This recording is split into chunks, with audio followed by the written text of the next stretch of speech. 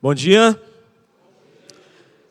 que alegria poder estar com você nesta manhã de sábado. Somos membros dessa comunidade, mas são poucos sábados ao longo do ano que a gente tem a oportunidade de vir aqui, de estarmos juntos em adoração. Mas eu me sinto muito honrado e privilegiado de não somente estar aqui nesta manhã, mas poder celebrar juntos este grande movimento que já foi mencionado aqui no momento da Escola Sabatina, 173 anos de história. Homens e mulheres que deram a vida com o propósito de levar pessoas para a palavra de Deus. E Deus seja louvado porque nós temos uma liderança engajada aqui também em nossa comunidade. E por isso, mais uma vez, a nossa gratidão pela liderança da Escola Sabatina, por promover, incentivar e levar cada aluno para a palavra de Deus. Hoje, na Associação Mineira Leste, nós somamos mais de 12.985 alunos matriculados nessa grande escola chamada Escola Sabatina. Deus seja louvado, porque desses quase 3.000 alunos, você é um deles. E que Deus possa abençoar a sua vida, que você possa participar deste lindo movimento, e que você nesta manhã tenha a oportunidade de entender a grande importância que nós temos quando falamos a respeito desse assunto. Mas também eu quero agradecer a oportunidade de estar aqui pregando, abrindo a palavra. O pastor Raissan nos deu essa grande responsabilidade. Falei com ele hoje um pouquinho mais cedo. Ele manda um abraço.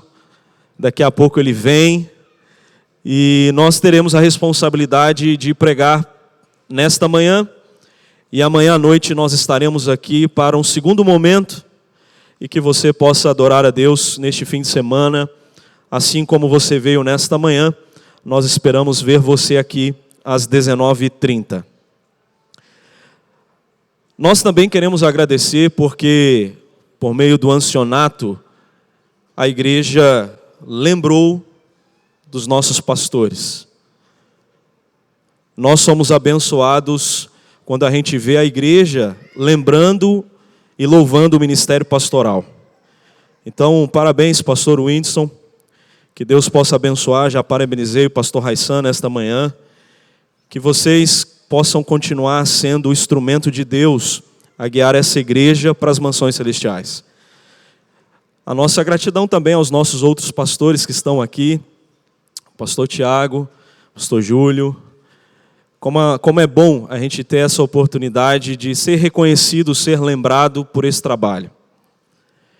Neste momento nós iremos abrir a palavra de Deus. Mas eu quero te perguntar algo antes.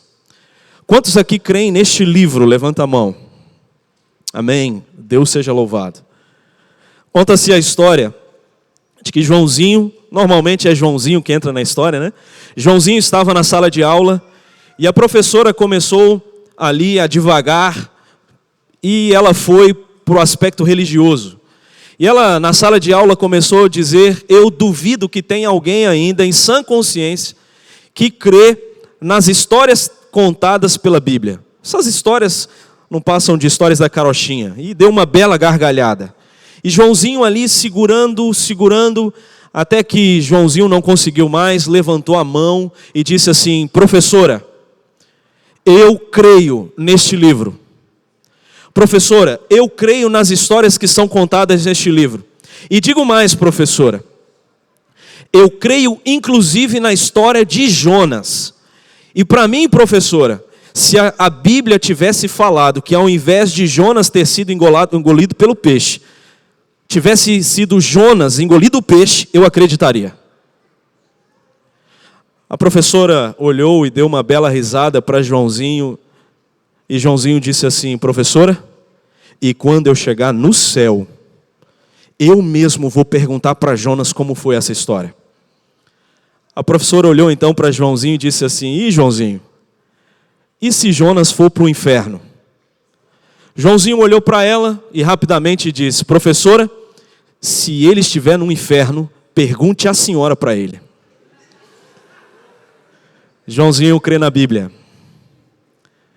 É por isso que eu quero convidar você a abrir este livro em Juízes, no capítulo 2, no versículo 10. Juízes, capítulo 2, versículo 10. O título da mensagem desta manhã é Uma Geração Sem Propósito.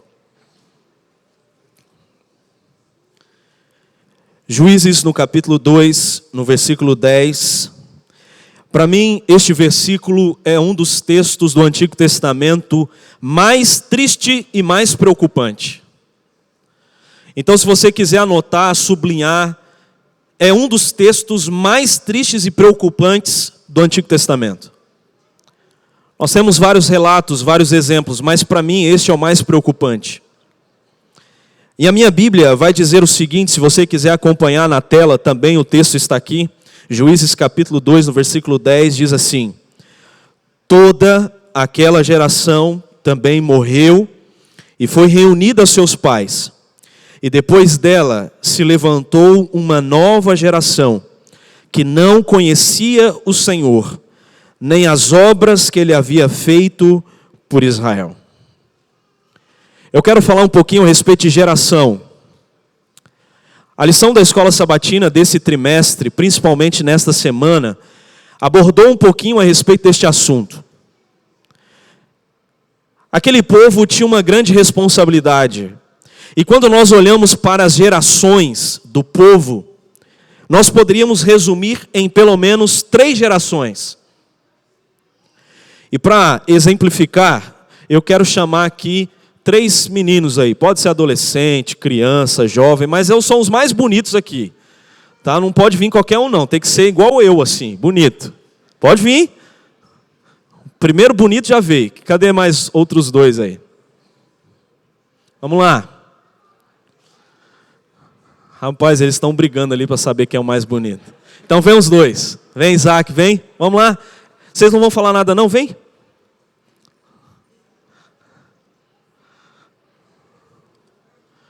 Mais um aí. Cadê? Rapaz, esse é bonito mesmo. Até briga agora.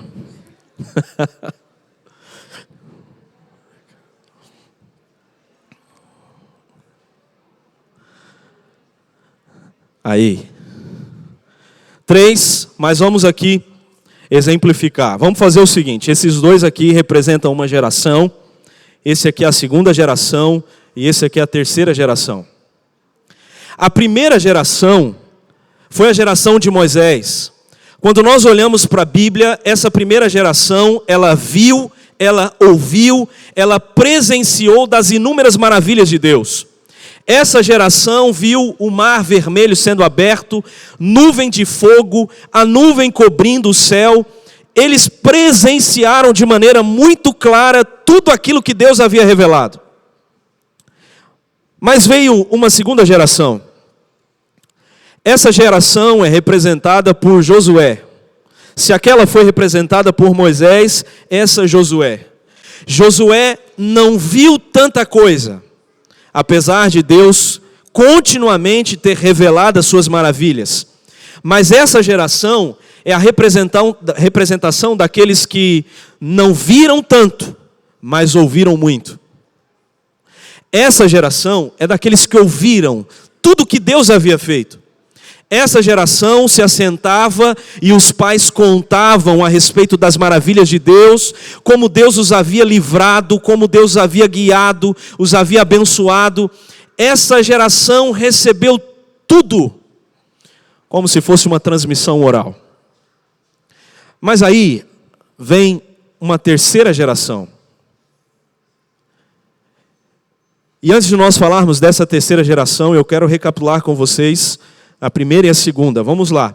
A primeira geração foi a geração daqueles que, como? Viram e ouviram.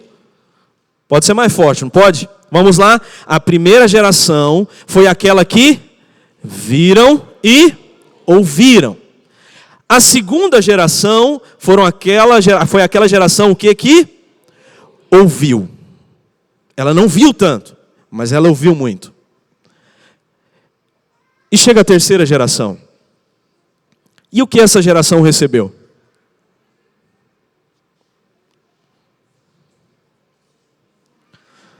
É isso mesmo. Nada. Foi uma geração que não viu, não ouviu, e por isso ela não teve nenhuma identidade. Foi uma geração sem propósito. Obrigado. Vocês brilharam. Você está entendendo? As gerações foram se passando, e uma geração tinha uma intimidade profunda com Deus. Só que a geração dos filhos foi uma geração que ouviu também muita coisa. E por meio daquilo que eles ouviram, isso desenvolveu neles identidade, cultura, tradição. Porém, veio uma terceira geração. E o texto diz, eu vou repetir, olha que preocupante. O texto diz que veio uma nova geração que não conhecia o Senhor, nem as obras que ele havia feito por Israel. O que aconteceu? Aconteceu que a segunda geração, eles cruzaram o Jordão, mas eles não cruzaram o coração da próxima geração. Eles alcançaram a promessa, mas eles não transmitiram essa verdade para a próxima geração. Qual é o resultado disso? Se você ler depois do versículo 10 em diante, você verá o resultado, mas por ganhar tempo, olha o versículo 13 e você verá o resultado. O resultado está no versículo 13 que diz assim: deixaram o Senhor e serviram a Baal e Astarote. Baal era a representação do Deus da prosperidade. Trazendo para os nossos dias, era o Deus do dinheiro.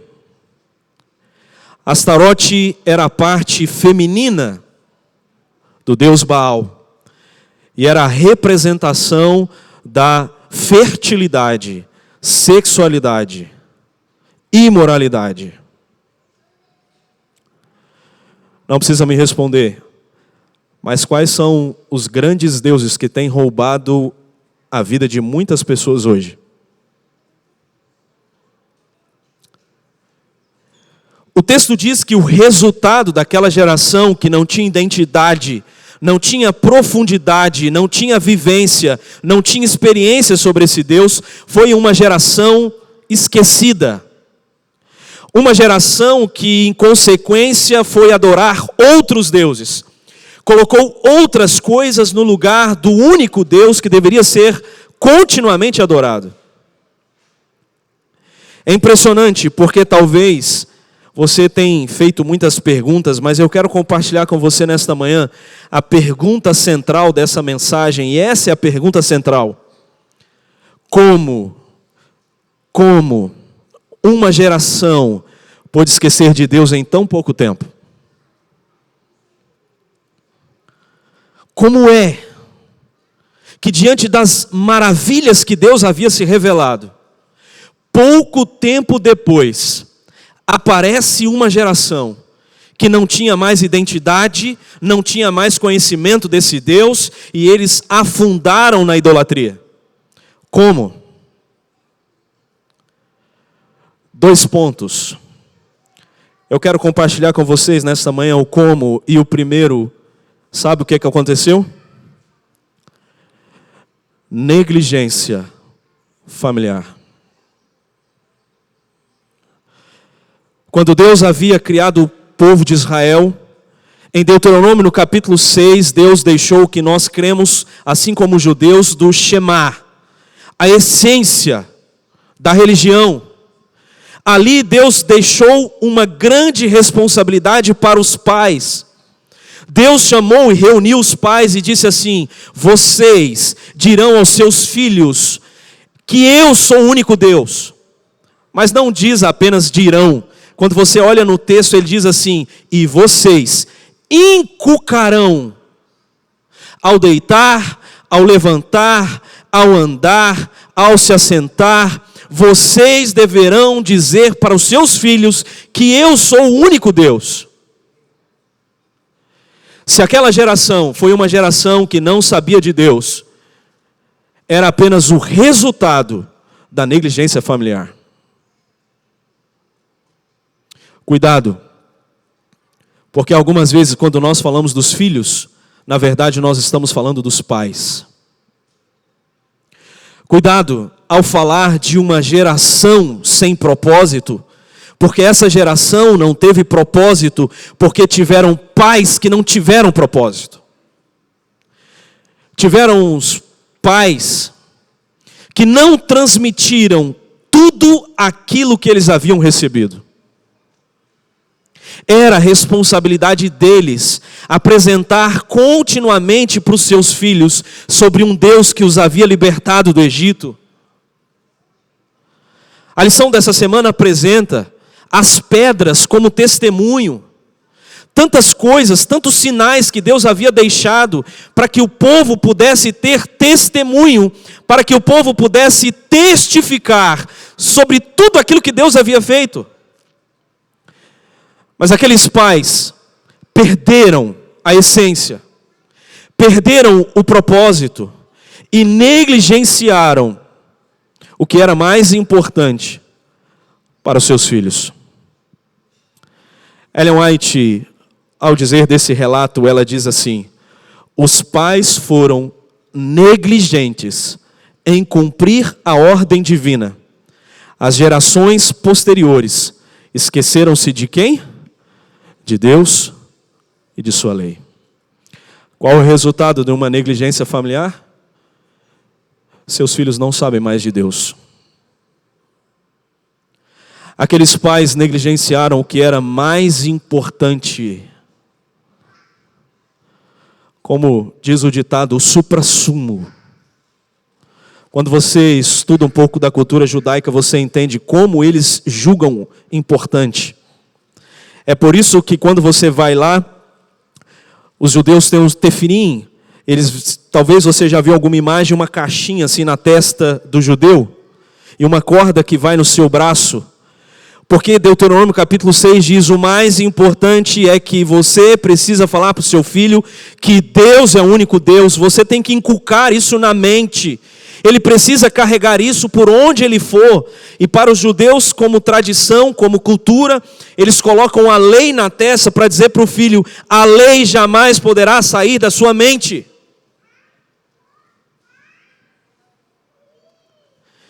Mas aqueles pais falharam. Aqueles pais não desenvolveram uma intimidade com Deus e por isso não tiveram experiências com Deus que pudessem ter sido compartilhadas com seus filhos. Mas quando nós olhamos para o relato, a gente percebe que houve uma segunda negligência. Eu disse para você 2 pontos. Esse é o primeiro. O segundo, houve também uma negligência religiosa. Não era responsabilidade dos líderes religiosos apresentar sobre esse Deus. A responsabilidade inicial era de quem? Dos pais. Mas quando há uma quebra, quando há uma falha, quando há uma negligência familiar, quem deveria entrar em ação? Os líderes religiosos. Os líderes foram escolhidos justamente para transmitir tudo aquilo que eles haviam presenciado. Nos momentos de adoração, eles deveriam relembrar a nova geração sobre os feitos desse maravilhoso Deus. Mas, infelizmente, eles também negligenciaram. Ellen White vai dizer o seguinte: o desacato às restrições do Senhor, por parte daqueles que entraram na posse de Canaã, disseminou sementes de males, as quais continuaram a produzir amargos frutos por muitas gerações. Volta para o capítulo 2 de Juízes. Agora no versículo 3. O 2, melhor. Juízes 2, no versículo 2 diz assim: quanto a vocês, não façam nenhuma aliança com os moradores desta terra. Pelo contrário, derrubem os seus altares. Deus já havia dado uma ordem, Deus já havia dado uma responsabilidade para aquela liderança religiosa. Quando vocês alcançarem a terra, vocês precisam quebrar todos os altares, vocês precisam quebrar todos os deuses que existem lá. Vocês não podem ter nenhuma relação com este mundo. Mas aqueles líderes foram omissos, foram negligentes, viram a próxima geração se esquecer do Senhor, e ao invés de trazê-los para perto, o texto diz que eles deixaram, o mal foi disseminado, e por isso veio uma completa geração que não queria saber mais de Deus. Eu quero fazer uma pergunta para você. Quando você olha para essa realidade, onde uma geração não teve mais referência familiar, não tinha mais referência religiosa, por isso foram seguir o Deus do dinheiro, o Deus do sexo, o Deus da imoralidade. Eu quero te fazer uma pergunta: você percebe alguma diferença entre aqueles dias e os nossos?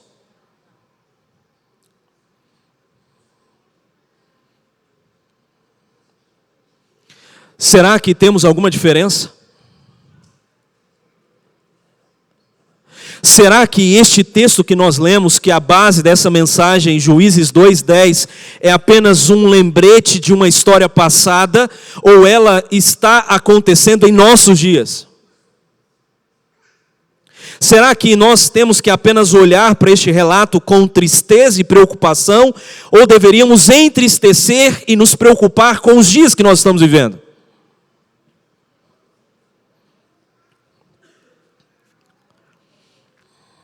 Por quê?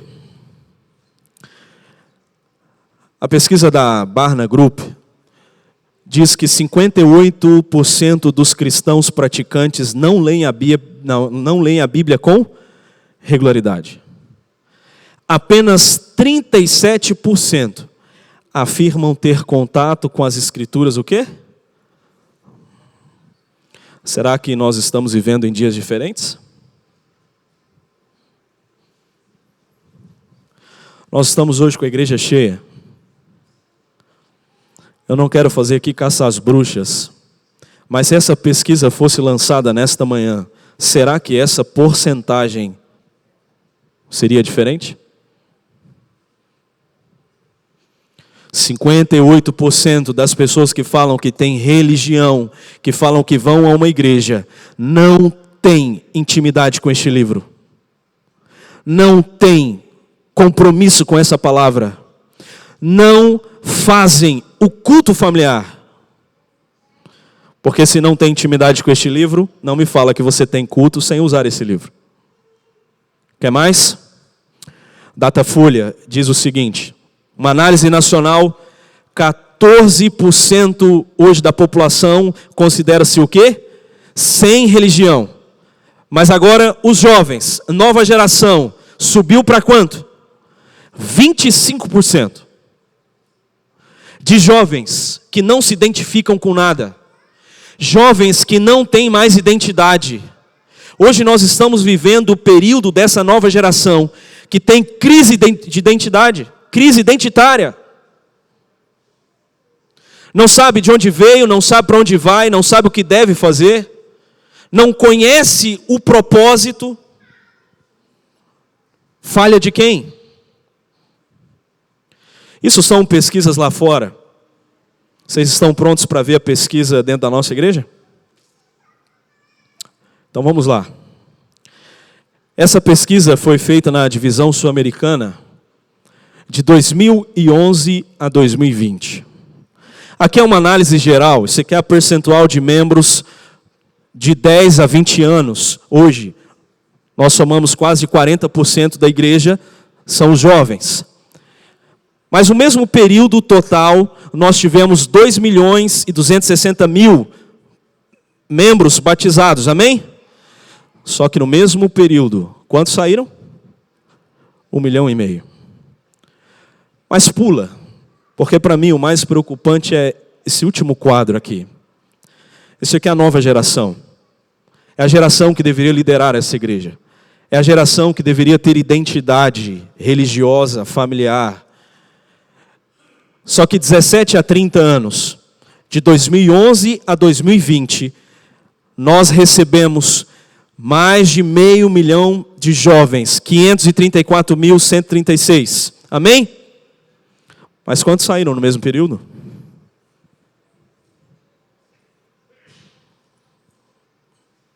Cadê essa nova geração?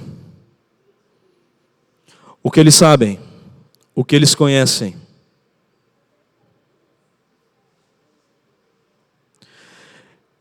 Isso está acontecendo na nossa geração.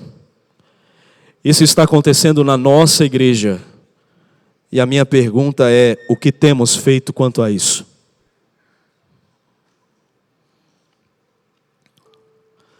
Talvez eu esteja falando para alguém nesta manhã que é um pai assim como eu. E quando você olhou para este dado, você disse: eu não quero perder meu filho. Eu não quero que meu filho participe de uma geração sem propósito. Eu não quero que a minha família abandone esse Deus e siga para o Deus do dinheiro, o Deus do sexo, que tem roubado e ceifado tantos jovens, tantas vidas. Você já viu o exemplo na Bíblia? Você já viu o exemplo de Juízes capítulo 2, versículo 10?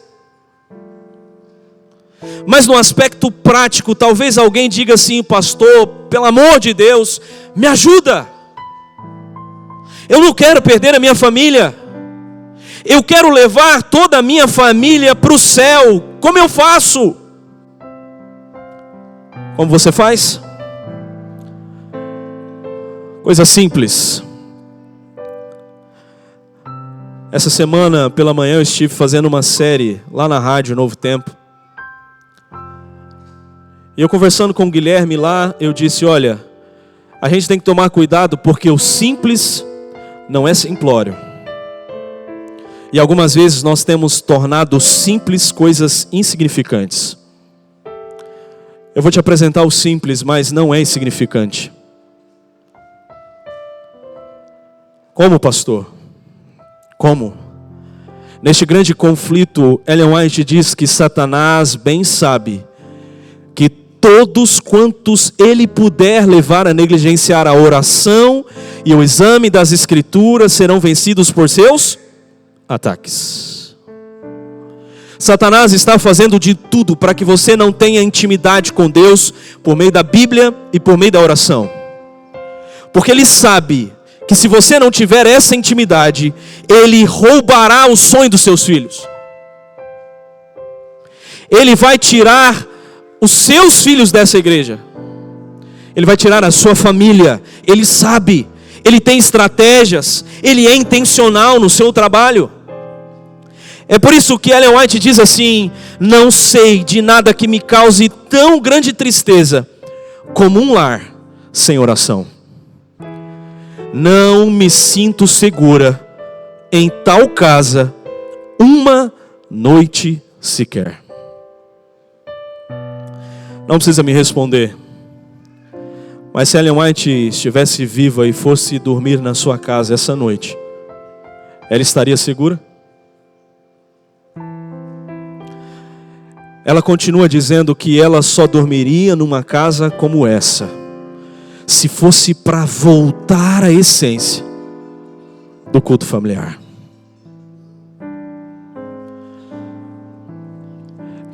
Quer ter espiritualidade? O primeiro conselho prático que eu dou para você nesta manhã: culto familiar. Porque é no momento do culto que você poderá compartilhar com a sua família experiências pessoais.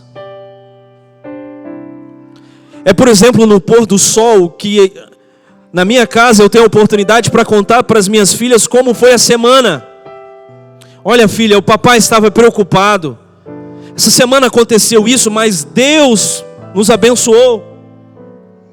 É o momento onde as minhas filhas têm a oportunidade de conhecer o Deus da palavra.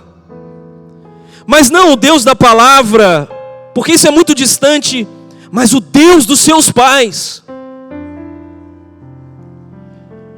Amigo, falar é extremamente importante. Mas sabe qual é a grande necessidade que essa geração tem? Coerência. Essa geração odeia a hipocrisia. Essa geração, ela odeia ouvir aqui da frente alguém falar que culto familiar é importante, mas quando ela vai à casa, quando ela está lá na casa dela, não tem culto, não tem oração, não tem intimidade com Deus. Então ela faz uma relação, fala e prática. E quando não há prática, tudo que você falou foi por água abaixo. Essa geração ama imitar os outros. Ela ama ver o pai fazendo algo e ela também deseja fazer. Essa geração anseia chegar em casa e ver os pais ajoelhados na cama falando com Deus. Essa geração anseia chegar em casa e ver o pai e a mãe falando: agora nós vamos falar com este Deus. Sabe aquele Deus que nós ouvimos lá na igreja? É o mesmo Deus aqui da nossa casa.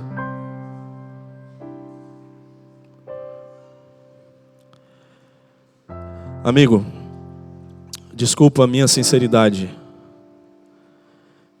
mas se o seu filho não receber essa carga espiritual na sua casa, não coloque a culpa na igreja. Não coloque a culpa nos seus líderes, porque essa responsabilidade é sua. Pastor, mas eu faço. A igreja pode fazer algo? O que você acha? Sim. Qual é o momento que nós, como igreja, podemos fazer algo? Qual é o momento? Escola sabatina. Este livro conta a história da escola sabatina, e neste livro o resumo é assim: a escola sabatina foi instituída acima de tudo para conduzir homens, mulheres e crianças ao estudo reverente das Sagradas Escrituras.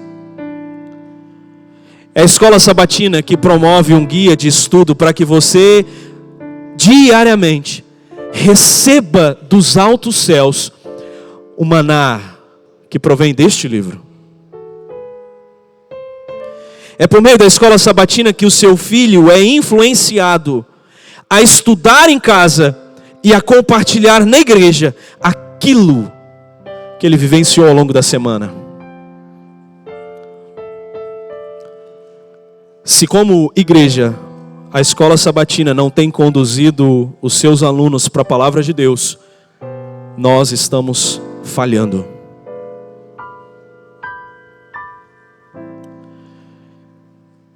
Eu quero saber, nesta manhã, se eu tenho algum pai que fez de tudo para os seus filhos, e talvez os seus filhos não estão aqui mais. E talvez você tenha a dor, assim como essa história de Rachel Edwards, britânica, 39 anos. Ela estava grávida, a sua filha menor tinha 2 anos, e o seu filho mais velho, 15 para 16 anos. E no determinado dia ela saiu de casa, carro. Ela sofreu um acidente e aquele carro caiu na represa. O seu filho estava sentado à frente, mas ela havia pedido para o filho fechar os vidros por causa do vento. Aquele carro começou a descer a represa e ela, desesperada, tentando fazer algo, ela consegue sair daquele carro. Ela sobe para pegar um fôlego e diz: eu preciso salvar os meus filhos. Mas rapidamente ela pensou: eu não consigo pegar os dois. Quem eu vou salvar primeiro? E rapidamente ela pensou: a minha filha menor, 2 anos, e ela volta. A sua filha estava presa ainda no carro. E ela tenta livrar aquela filha, até que ela consegue puxar. Mas quando ela estava puxando a filha, ela pensa: e o meu outro filho? E na cabeça dela: quando eu chegar, eu volto, puxo mais fôlego e volto a pegar o meu outro filho. Mas quando Rachel estava chegando, ela presenciou o carro afundando cada vez mais naquela represa. O desespero foi grande, porque ela havia salvado a sua filha, mas ela não tinha conseguido voltar para salvar o seu filho. O corpo de bombeiros conseguiu pegar o filho, mas não tinha mais vida. E a reportagem chegou para Rachel e perguntou: qual é a sua dor?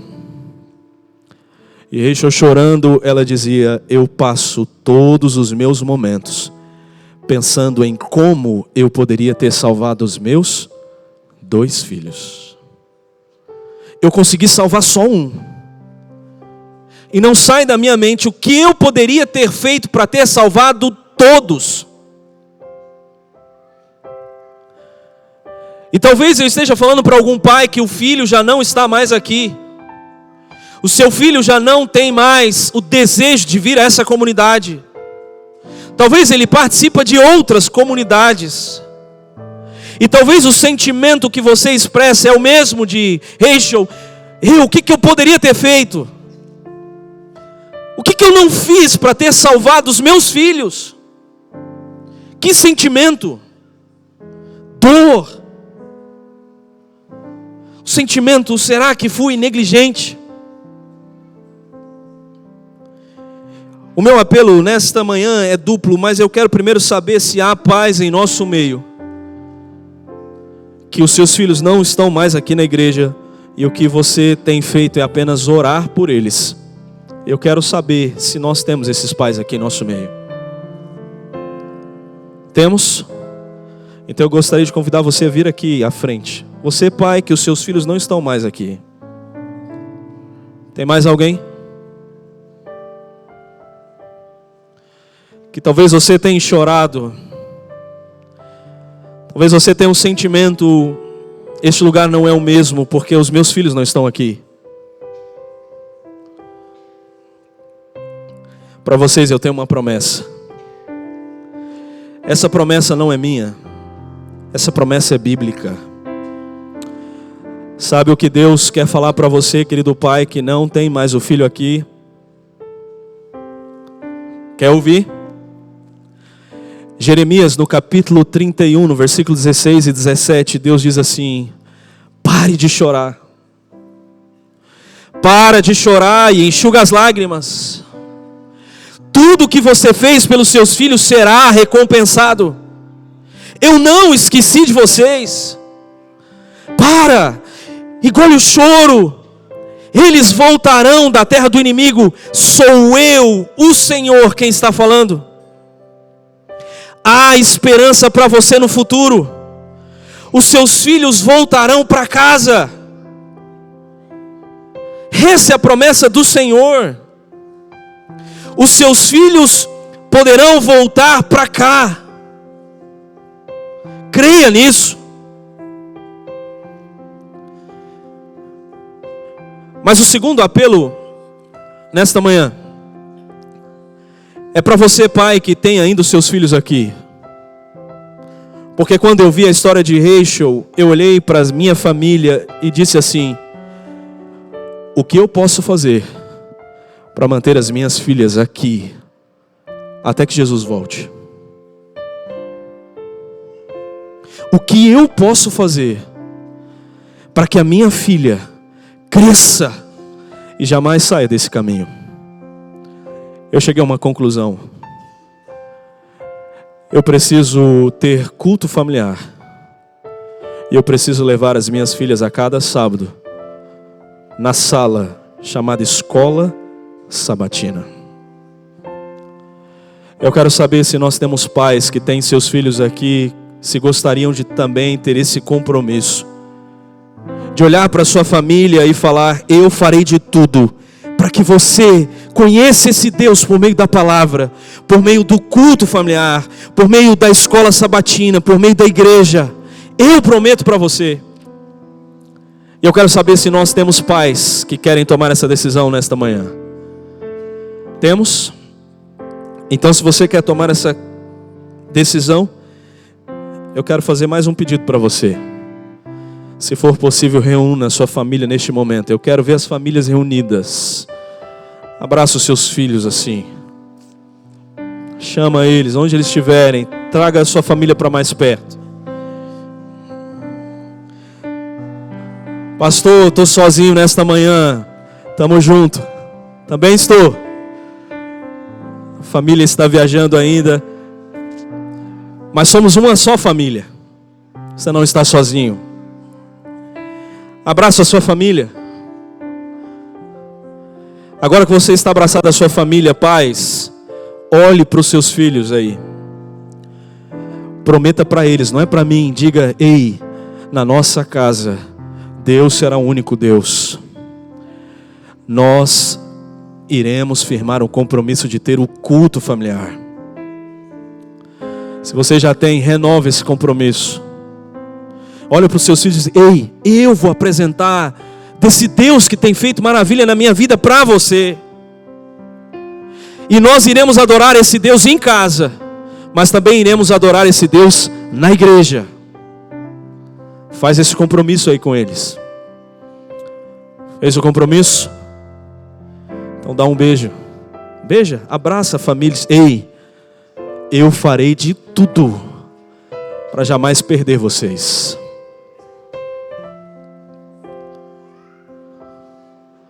Fecha seus olhos. Maravilhoso eterno Deus, quando nós olhamos para a Tua palavra, percebemos que uma geração inteira se esqueceu do Senhor. Os pais foram negligentes. A igreja, os líderes religiosos negligenciaram a responsabilidade. E quando, Senhor, nós olhamos para a nossa geração, para o mundo que vivemos, estamos aqui, temos percebido jovens, filhos, famílias saindo da igreja, indo adorar o Deus do dinheiro, da sexualidade. Por favor, Senhor, blinda a nossa família contra as artimanhas do inimigo. Que a nossa família, que a nossa casa esteja blindada contra os dardos inflamados do inimigo. Mas para construir, Senhor, essa parede, nós só construímos com o culto familiar. Nós só construímos identidade nessa nova geração se não formos negligentes como muitos pais foram naquela época.